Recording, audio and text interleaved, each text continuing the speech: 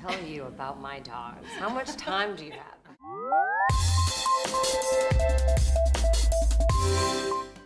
Yeah, what I love about the film is it's about three Chinese kids. It's about a young Chinese woman kind of dealing with grief and finding herself and finding her relationship with other people and with her family. And it totally takes place in China. It shows off how beautiful China is, but it's also not about that at all.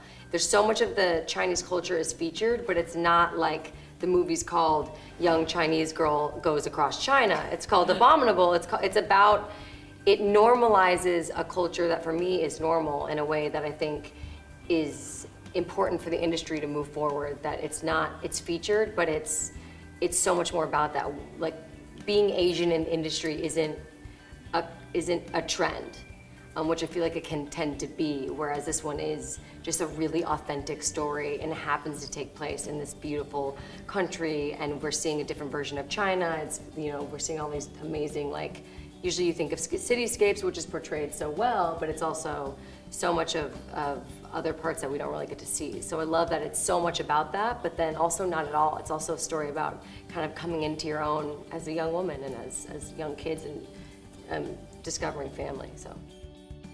Tell you about my dogs. How much time do you have? I can show you thousands of pictures.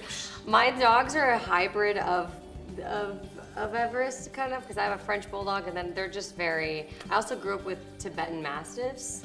So, yeah, so I grew up with a Tibetan Mastiff and then Bull Mastiffs, and Kitty, our Tibetan Mastiff, was 200 pounds. Wow. And she was huge, and I used to, like, you know, ride her. Like, we would like saddle her. I'm gonna probably get in trouble for that, but I was very small.